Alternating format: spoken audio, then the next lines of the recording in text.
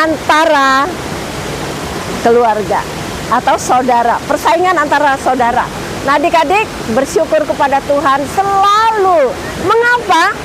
Begitu baik Tuhan bagi kita dan selalu memperhatikan segala kebutuhan kita agar kita menikmati kebahagiaan di dalam dunia ini.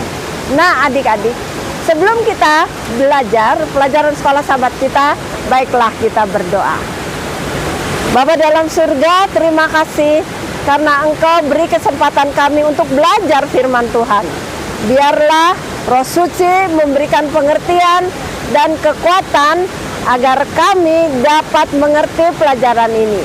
Dalam nama Yesus kami berdoa. Amin.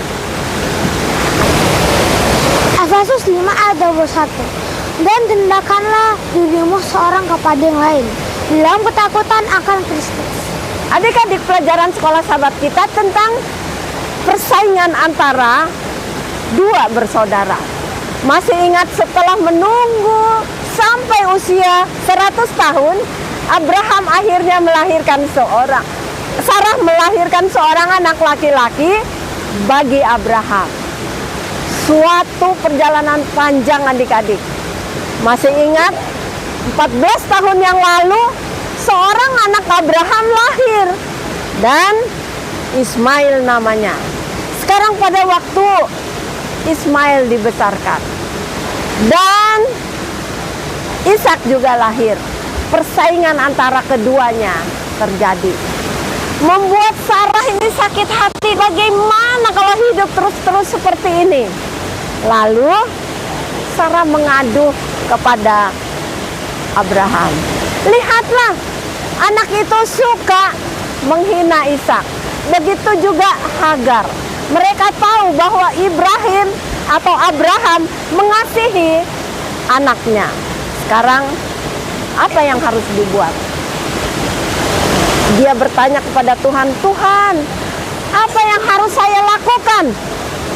Katanya, ikut apa yang dikatakan Sarah. Betul adik-adik, dengan susah hatinya Abraham melepaskan Hagar dan anaknya laki-laki. Dengan satu janji dari malaikat mengatakan dia akan juga menjadi suatu bangsa yang besar. Nah, adik-adik, setelah itu apa yang terjadi dalam keluarga Ibrahim atau Abraham? Ishak dibesarkan dengan penuh kasih sayang. Semua perhatian ditujukan kepadanya. Karena apa? Itulah yang sudah dijanjikan untuk bertahun-tahun lamanya. Sekarang kamu tahu apa yang terjadi? Hagar dan Ismail sudah pergi. Dan dari mereka lah lahirlah bangsa yang besar, yaitu bangsa Arab. Sekarang dari Ishak, bangsa yang lain dibentuk, yaitu bangsa Israel. Namun demikian, 4.000 tahun yang lalu sampai saat ini, persaingan antara dua keluarga ini nyata. Karena apa? Mereka pada awalnya tidak mau menunggu janji Tuhan.